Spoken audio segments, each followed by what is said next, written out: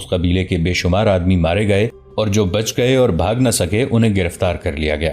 ان قیدیوں میں یہ عورت بھی تھی جس کا نام ام قرفہ فاطمہ بنت بدر تھا۔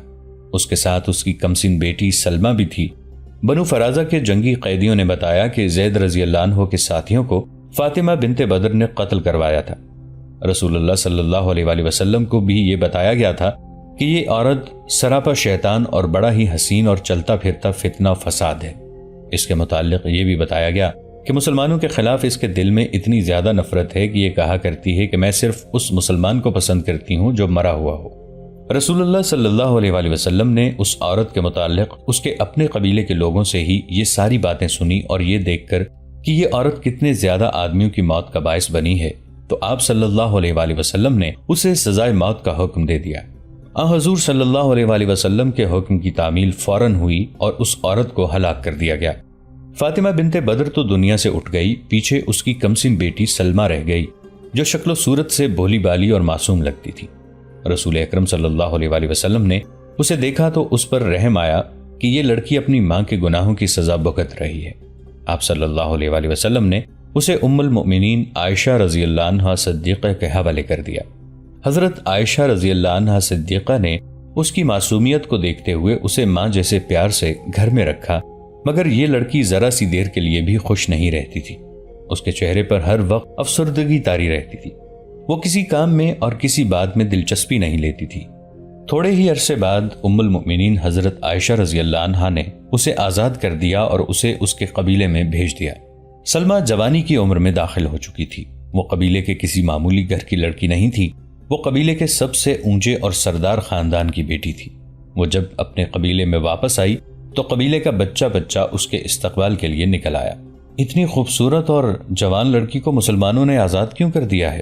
استقبال کرنے والوں میں سے کسی نے کہا، یہ مسلمانوں کی چال معلوم ہوتی ہے۔ ایک اور آواز اٹھی، اس لڑکی پر اعتبار نہ کرنا، اس کی ماں کہاں ہے؟ سلمہ کے پہنچتے پہنچتے قبیلے میں یہ افواہ پھیل گئی کہ فاطمہ مسلمانوں کے پاس اپنی مرضی سے رہ گئی ہے اور اس نے اپنی بیٹی سلمہ کو کوئی الٹا سیدھا سبق دے کر یہاں بھیج دیا ہے۔ سب لوگ سلمہ کی واپسی کو مسلمانوں کا دھوکہ سمجھ رہے تھے۔ سلمہ کا استقبال کر کے جب اسے گھر لے جانے لگے تو وہ رک گئی۔ میں ابھی اپنے گھر میں قدم نہیں رکھوں گی، سلمہ نے اپنے عزیزوں سے کہا۔ میں پہلے بنو فرازہ کی غیرت کو جگانا چاہتی ہوں۔ وہ دوڑ کر ایک اونچی جگہ کھڑی ہو گئی اور ہاتھ کے اشاروں سے سب کو اپنے قریب بلایا۔ مرد تو پہلے ہی باہر نکل آئے تھے، گھروں سے عورتیں بھی نکل آئیں۔ ایک ہجوم تھا جو اس کے ارد گرد اکٹھا ہو رہا تھا۔ اے بنو فرازہ، سلمہ نے چلا چلا کر کہا، کیا تمہاری غیرت مر گئی ہے؟ جواب دو، خاموش کیوں کھڑے ہو؟ جواب دو۔ نہیں ام زمل، ہجوم میں بے شمار آوازیں اٹھیں۔ ہم زندہ ہیں اور ہماری غیرت بھی زندہ ہے۔ تو صرف اپنے باپ کی نہیں، پورے قبیلے کی بیٹی ہے۔ ایک آدمی نے بڑی ہی بلند آواز میں کہا، سچ بتا، کیا مسلمانوں نے تمہیں لونڈی بنا کر رکھا تھا؟ اور یہ بھی بتا، ایک اور آواز اٹھی، تیری ماں کہاں ہے؟ مجھے مسلمانوں نے لونڈی بنا کر نہیں رکھا تھا، سلمہ نے بلند آواز سے جواب دیا۔ انہوں نے تو مجھے بیٹی بنا کر رکھا تھا، لیکن انہوں نے میری ماں کو قتل کرا دیا ہے۔ قتل کرا دیا ہے؟ فاطمہ بنت بدر قتل ہو گئی ہے؟ وہ تو بنو فرازہ کی روح تھی۔ اور ایسی بہت سی آوازیں تھیں جو اٹھتی چلی گئیں اور بلند ہوتے ہوتے ایک ہنگامے کی صورت اختیار کر گئیں۔ سلمہ قبیلے میں جو آگ بھڑکانا چاہتی تھی وہ بھڑک اٹھی اور کچھ دیر خاموش رہی۔ جب لوگوں کا ہڑبونک ذرا کم ہوا تو وہ بولی، کیا میری ماں نے تمہیں بتایا نہیں تھا کہ مسلمان قابل نفرت لوگ ہیں؟ سلمہ نے بڑی ہی بلند آواز سے کہا، انہوں نے اپنے چند ایک مقتولین کا انتقام لینے کے لیے اپنے پورے لشکر سے ہم پر چڑھائی کی تھی۔ ہمارے کتنے ہی آدمی مارے گئے، ہمیں لوٹا گیا اور تمہاری عورتوں کو وہ لونڈیاں بنا کر اپنے ساتھ لے گئے۔ اور پھر یاد کرو ام قرفہ فاطمہ بنت بدر کا، جو صرف میری ماں نہیں تھی اور تم سب کی ماں تھی، وہ غیرت والی تھی۔ اس نے صرف بنو فرازہ کی غیرت پر نہیں بلکہ ارد گرد کے تمام قبیلوں کی غیرت پر جان دی ہے۔ سیدھی بات کر ام سلمہ، ایک آواز اٹھی، تو چاہتی کیا ہے؟ مدینہ پر حملہ؟ سلمہ نے دونوں بازو جذبے کے جوش سے اوپر اٹھا کر کہا، میں مدینے پر حملہ کر کے مسلمانوں کے شہر کی اینٹ سے اینٹ بجا دینا چاہتی ہوں۔ اگر تم میں غیرت ہے تو اس شہر کو بنیادوں سے اکھاڑ دو، اس کا نام و نشان مٹا دو۔ سلمہ نے لوگوں کو ایسا بھڑکایا کہ انہوں نے وہیں کھڑے کھڑے حلف اٹھانا شروع کر دیا کہ وہ سلمہ کو اپنا قائد تسلیم کرتے ہیں اور ایک لشکر کی صورت میں اس کا ساتھ دیں گے۔ بنو فرازہ نے لشکر تو تیار کر لیا، لیکن مدینے پر حملہ کوئی معمولی مہم نہیں تھی۔ اس وقت تک مسلمان ایک ایسی جنگی طاقت بن چکے تھے جسے للکارنے کے لیے ان سے زیادہ جنگی طاقت کی ضرورت تھی۔ سلمہ نے خود بھی استادوں سے جنگی تربیت اور دست بدست لڑائی کے طور طریقے سیکھے تھے۔ اتنے میں رسول اللہ صلی اللہ علیہ وآلہ وسلم رحلت فرما گئے اور اس کے فوراً بعد انہی علاقوں میں ارتداد کا فتنہ اٹھا اور جنگیں شروع ہو گئیں۔ طلحہ نے نبوت کا دعویٰ کیا اور خالد رضی اللہ عنہ بن ولید نے اسے بہت بری شکست دی۔ بنو فرازہ کے لوگ مارے گئے اور جو بچ گئے وہ ادھر ادھر کے علاقوں میں بھاگ گئے۔ ان کے کچھ اتحادی قبیلے بھی تھے جن میں غطفان، بنو سلیم اور بنو حواز خاص طور پر قابل ذکر ہیں۔ یہ سب خالد رضی اللہ عنہ سے شکست کھا کر بھاگ تو گئے، لیکن انہوں نے شکست تسلیم نہ کی اور ان کے سردار سلمہ کے ہاں جا پہنچے اور اسے کہا کہ وہ اس کے لشکر میں اپنے قبیلوں کو شامل کریں گے۔ سلمہ یہی چاہتی تھی، اس کے پاس اپنا لشکر تیار تھا۔ ان قبیلوں کے آدمیوں کو ساتھ ملایا تو اس کا لشکر اتنا بڑا ہو گیا کہ سلمہ مسلمانوں کے مقابلے میں آ سکتی تھی۔ ایک روز سلمہ اس لشکر کو لے کر بزاخہ کی طرف کوچ کر گئی۔ اس وقت خالد رضی اللہ عنہ بن ولید طلحہ کو شکست دے کر براخہ میں تھے۔ خالد رضی اللہ عنہ نے ہر طرف اپنے جاسوس بھیج رکھے تھے۔ انہیں قبل از وقت اطلاع مل گئی کہ ایک لشکر بڑا آ رہا ہے۔ خالد رضی اللہ عنہ نے لشکر کے پہنچنے کا انتظار نہ کیا اور اپنے لشکر کو تیار کر کے اس سمت کو چل پڑے جدھر سے سلمہ کا لشکر آ رہا تھا۔ خالد رضی اللہ عنہ کے ساتھ نفری کم تھی، اس کمی کو وہ اپنی جنگی فراست سے پورا کیا کرتے تھے۔ اس موقع پر انہوں نے یہ سوچا کہ بنو فرازہ کا لشکر سفر کا تھکا ہوا ہوگا، اسے آرام کرنے اور آرام کے بعد جنگی ترتیب میں آنے کی مہلت نہ دی جائے۔ سلمہ کی ماں فاطمہ جنگ میں ایک سجے سجائے اونٹ پر سوار لشکر کے آگے آگے چلا کرتی تھی۔ وہ اپنے آپ کو اپنے اور دوسرے قبیلوں کی غیرت کی علامت سمجھا کرتی تھی۔ اس نے سب کے ذہنوں میں یہی ڈال رکھا تھا کہ وہ ان کی غیرت کی نشانی ہے۔ اس کی بیٹی سلمہ بھی جب خالد رضی اللہ عنہ کے مقابلے میں جا رہی تھی تو وہ ایک بڑے ہی تندرست، موٹے تازے اور قوی ہیکل اونٹ پر سوار تھی۔ یہ اونٹ میدان جنگ کا تربیت یافتہ تھا۔ اس ایک اونٹ کے گرد 100 شتر سواروں کا گھیرا تھا۔ تمام اونٹ غیر معمولی طور پر تندرست و توانا اور بدمست تھے۔ ایک مورخ نے یہ بھی لکھا ہے کہ ان 100 اونٹوں کو شراب پلائی گئی تھی۔ ان کے سوار لمبی برچیوں اور تلواروں سے مسلح تھے اور وہ سب جوش و خروش سے نعرے لگا رہے تھے۔ خالد رضی اللہ عنہ کا لشکر عام چال سے بڑھا جا رہا تھا۔ آخر سلمہ کا لشکر آتا نظر آیا۔ خالد رضی اللہ عنہ نے ایک بھی لمحہ ضائع نہ کیا اور حملے کا حکم دے دیا۔ مجبوری یہ تھی کہ مسلمانوں کی نفری دشمن کے مقابلے میں بہت ہی تھوڑی تھی۔ سلمہ کے لشکر کی تعداد بھی زیادہ تھی اور اس لشکر نے بلند بانگ نعرے لگا لگا کر ایسا تاثر پیدا کر دیا جیسے وہ لوگ مسلمانوں کے پرخچے اڑا دیں گے۔ سلمہ کی یہ حالت تھی کہ وہ اپنے اونٹ کے کجاوے پر کھڑی ہو کر بڑی ہی بلند آواز سے اپنے لشکر کے جوش و خروش میں اضافہ کر رہی تھی۔ دونوں لشکروں میں آمنے سامنے کی ٹکر ہوئی۔ خالد رضی اللہ عنہ جنگی چالیں سوچ رہے تھے۔ انہوں نے اپنے طریقہ جنگ کے تحت اپنے لشکر کے 2 حصے پہلوؤں یا عقب سے حملہ کرنے کے لیے محفوظ رکھے ہوئے تھے۔ سلمہ کا لشکر سفر کی تھکان کے باوجود خالد رضی اللہ عنہ کے لیے اچھی خاصی مصیبت بن گیا، یہاں تک کہ خالد رضی اللہ عنہ کو اپنے محفوظہ کا ایک اور حصہ اس مارکے میں جھونکنا پڑا، پھر بھی میدان دشمن کے ہاتھ میں ہی معلوم ہوتا تھا۔ اس عورت کا حصار توڑ دو، خالد رضی اللہ عنہ بن ولید نے کہا اور اس کے ساتھ ہی چند ایک منتخب جانبازوں کو پکارنا شروع کر دیا، اور اگر تم اس عورت کو اونٹ کی پیٹھ سے گرا دو تو اس لشکر کا جذبہ ریت میں مل جائے گا۔ جانبازوں نے سلمہ کے ارد گرد شتر سواروں کا حصار توڑنا شروع کیا، لیکن ہر شتر سوار جان پر کھیل جانے کے لیے تیار تھا۔ جانبازوں نے پیچھے ہٹ ہٹ کر سلمہ کے حصار پر تابڑ توڑ حملے کیے، لیکن شتر سواروں کے لمبے نیزے مسلمان گھڑ سواروں کو قریب نہیں آنے دیتے تھے۔ جانبازوں نے خالد رضی اللہ عنہ بن ولید کی نئی ہدایت پر عمل کرتے ہوئے یہ طریقہ اختیار کیا کہ 5-5 6-6 جانبازوں نے ایک ایک شتر سوار پر اس طرح حملے شروع کر دیے کہ ایک ایک سوار کو حصار سے الگ کر لیا۔ اس طرح حصار ٹوٹ گیا، بیشتر سوار مارے گئے، لیکن جانبازوں کو جانوں اور خون کی خاصی زیادہ قربانی دینی پڑی۔ 3-4 جانباز سلمہ کے اونٹ تک پہنچ گئے اور انہوں نے کجاوے کی رسیاں کاٹ دیں۔ کجاوا اونٹ کی پیٹھ سے لڑک کر نیچے آ پڑا۔ سلمہ ریت پر گری اور اٹھی۔ خالد رضی اللہ عنہ قریب ہی اپنے گھوڑے پر سوار موجود تھے۔ جانبازوں نے سلمہ کو پکڑ لیا اور گھسیٹتے ہوئے خالد رضی اللہ عنہ تک لائے۔ جانبازوں کو خیال ہوگا کہ خالد رضی اللہ عنہ اتنی نوجوان اور خوبصورت اور سرداروں کی خاندان کی جنگجو لڑکی کو زندہ اپنے ساتھ لونڈی یا بیوی کی حیثیت سے رکھنا چاہیں گے۔ سلمہ اور خالد رضی اللہ عنہ کی نظریں آپس میں ٹکرائیں۔ خالد رضی اللہ عنہ نے دائیں ہاتھ سے ہلکا سا اشارہ کیا۔ جانباز اس اشارے کو بڑی اچھی طرح سمجھتے تھے۔ سلمہ کے پیچھے کھڑے ایک قوی ہیکل جانباز نے تلوار کے ایک ہی وار سے سلمہ کا سر اس کے جسم سے الگ کر دیا۔ خالد رضی اللہ عنہ بن ولید کے حکم سے ایک جانباز نے سلمہ کا سر اپنی برچھی کی انی میں اڑسا، گھوڑے پر سوار ہوا، برچھی بلند کی اور گھوڑے کو ایڑ لگا دی۔ سلمہ کا لشکر جوش و خروش سے لڑ رہا تھا اور مسلمان بے جگری سے مقابلہ کر رہے تھے۔ یہ جانباز گھڑ سوار اس مارکے کے ارد گرد گھوڑا دوڑاتا اور اعلان کرتا پھر رہا تھا، بنو فرازہ کے لوگوں، اپنی سلمہ بنت مالک کو۔ بنو فرازہ اور دیگر قبیلوں کے لوگوں نے جب سلمہ کا سر دیکھا تو ان کا جوش و خروش ٹھنڈا پڑ گیا اور ان میں بھگدڑ مچ گئی۔ تھوڑی ہی دیر میں وہ اپنی لاشوں اور زخمیوں کو چھوڑ کر بھاگ گئے۔ بستی بطوح کے گرد و نواح میں ناصرہ بنت جبار پاگلوں کی طرح ہر کسی سے پوچھتی پھر رہی تھی، کیا تو نے میرے بیٹوں کو دیکھا ہے؟ بعض لوگ اسے رحم کی نظروں سے دیکھتے تھے اور کچھ لوگ اس کے اس سوال پر غصے میں آ جاتے تھے۔ سب نے فیصلہ دے دیا تھا کہ یہ عورت اپنے خاوند اور 2 جوان بیٹوں کی موت سے پاگل ہو گئی ہے، لیکن اس کے دونوں بیٹوں کی لاشیں نہیں ملی تھیں، لاش صرف خاوند کی ملی تھی۔ کچھ لوگ ناصرہ کی اس جذباتی اور ذہنی کیفیت سے تنگ آ گئے تھے۔ تو بے غیرت ہے ناصرہ، ایک روز ایک آدمی نے اسے تنزیہ کہا۔ ہر کسی کا کوئی نہ کوئی مارا گیا یا ایسا زخمی ہوا ہے کہ ساری عمر کے لیے معذور ہو گیا ہے، لیکن کسی کا کوئی زندہ عزیز ان کے لیے یوں پاگل نہیں ہوا جیسے تو ہو رہی ہے۔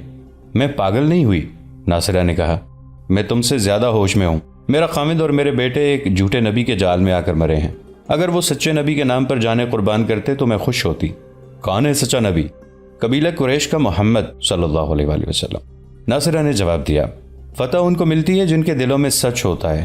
محمد صلی اللہ علیہ وآلہ وسلم سچے نبی نہ ہوتے تو ہم اس طرح تباہ نہ ہوتے۔ ایک روز ناصرہ اپنے گھر کے دروازے میں بیٹھی تھی۔ اس کی آنکھیں خشک تھی جیسے اس کے آنسو ختم ہو چکے تھے۔ ناصرہ، اس کے کانوں میں ایک آواز پڑی، وہ دیکھ تیرے بیٹے آ رہے ہیں۔ یہ ایک عورت کی آواز تھی جو دوڑی چلی آ رہی تھی۔ وہ ناصرہ کے پاس آ کر اسے اٹھانے لگی۔ وہ حیرت زدگی کے عالم میں کہہ رہی تھی کہ تیرے دونوں بیٹے آ رہے ہیں، لیکن ناصرہ یوں گمسم بیٹھی رہی جیسے یہ خواب کی آواز ہو۔ اتنے میں کئی آوازیں آنے لگیں۔ ہر آواز یہی کہتی تھی کہ ناصرہ کے بیٹے آ گئے ہیں۔ جب اس کے بیٹے اس کے سامنے آئے تو بھی اسے یقین نہ آیا۔ آخر اسے اس حقیقت کو تسلیم کرنا پڑا کہ اس کے بیٹے زندہ سلامت واپس آ گئے ہیں۔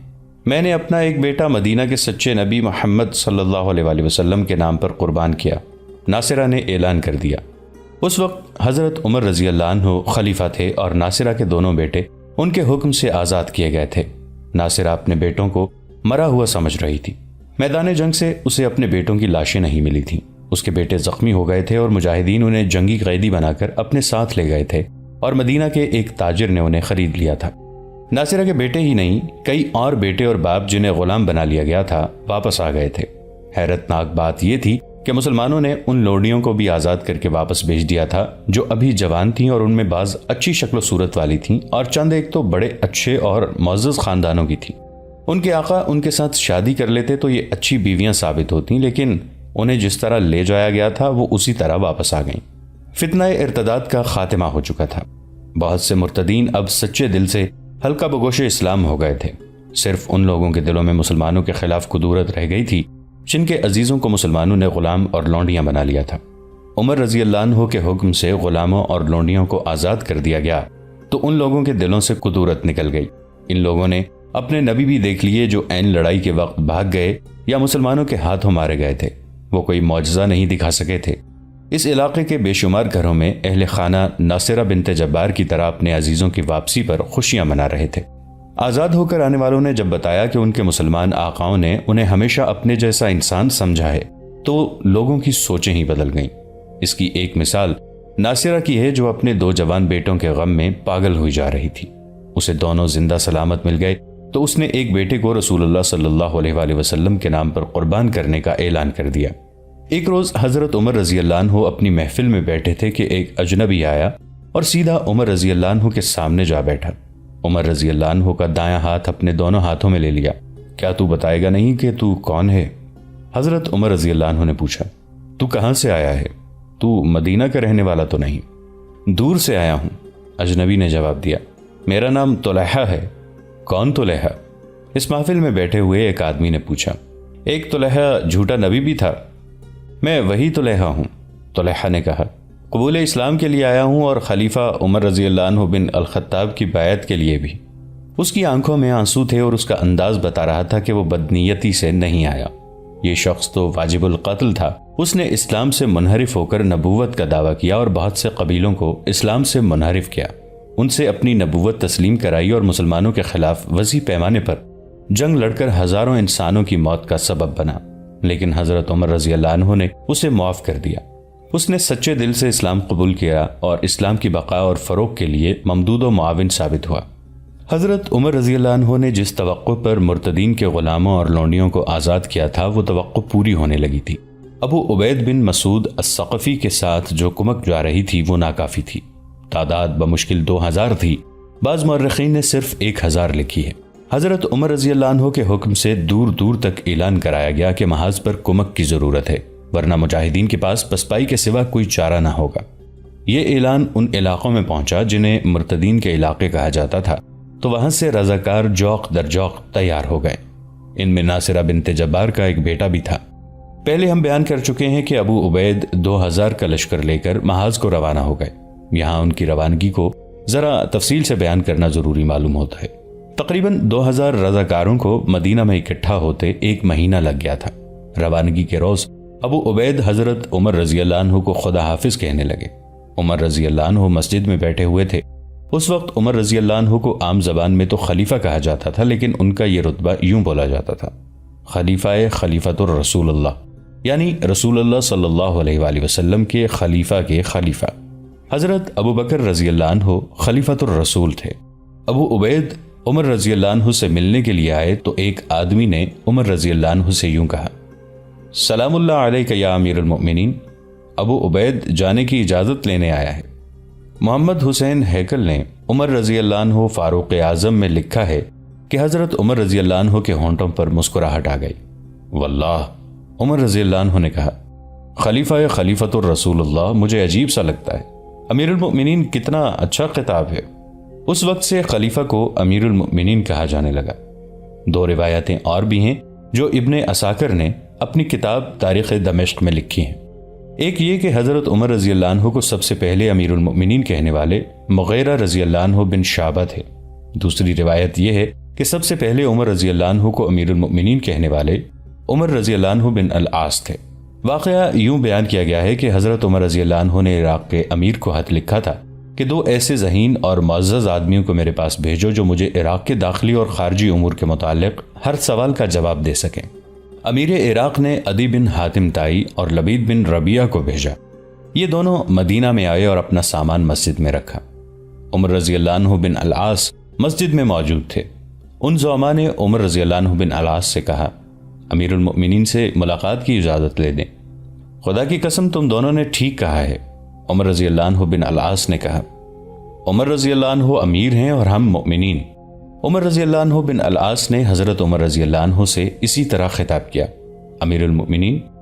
عمر رضی اللہ عنہ مسکرائے اور یہ خطاب پسند کیا۔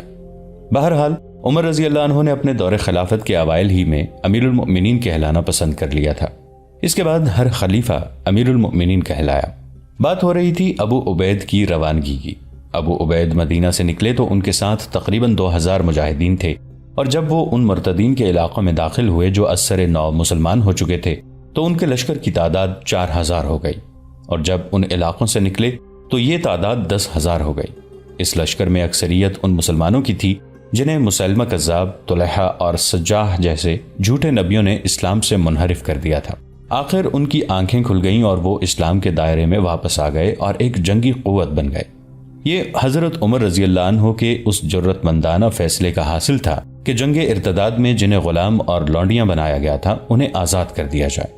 حضرت عمر رضی اللہ عنہ اپنا یہ عہد پورا کرنے کو بےتاب تھے کہ فارس یعنی ایران کو فتح کرنا اور زرتشت کے پجاریوں کے اس ملک میں اللہ کی حکمرانی قائم کرنی ہے۔ پہلے ہم بیان کر چکے ہیں کہ رسول اکرم صلی اللہ علیہ وآلہ وسلم نے مختلف ملکوں کے بادشاہوں کو قبول اسلام کے لیے تحریری پیغام بھیجے تھے۔ ان میں ایک پیغام قیصر روم کو بھیجا گیا تھا جو ایک صحابی وجیہ کلبی رضی اللہ عنہ لے کر گئے تھے۔ قیصر روم نے اس پیغام کو ٹھکرا دیا تھا۔ اس وقت قیصر شام میں تھا۔ وجیہ کلبی رضی اللہ عنہ اپنے مختصر سے قافلے کے ساتھ واپس آ رہے تھے تو چند ایک شامی عربوں نے ان پر حملہ کر دیا اور ان کا تمام تر سامان، خوراک اور پانی لوٹ لیا۔ ان کے اونٹ بھی لوٹ لیے گئے۔ رسول اللہ صلی اللہ علیہ وآلہ وسلم نے بصرہ کے حکمران کو جو پیغام بھیجا وہ حارث بن عمیر لے کر گئے تھے، لیکن انہیں ایک عیسائی عرب عمرو بن شرجیل نے موتا کے مقام پر روک کر قتل کر دیا تھا۔ حارث بن عمیر کے ساتھ 3 محافظ تھے، عمرو بن شرجیل نے انہیں واپس بھیج دیا۔ رسول اللہ صلی اللہ علیہ وآلہ وسلم نے 3000 مجاہدین کے لشکر کو موتا کی طرف روانہ کیا۔ دوستو، آج کے لیے اتنا ہی۔ اسی کہانی کی اگلی قسط کے ساتھ بہت جلد حاضر ہوں گے۔ نیچے کامنٹ سیکشن میں اپنی رائے کا اظہار ضرور کیجیے گا۔ ہمارے اس چینل کو سبسکرائب کر کے نیچے موجود بیل آئیکن کو بھی ضرور کلک کیجیے گا۔ اگلی ملاقات تک کے لیے ہمارا اور آپ کا اللہ نگہبان۔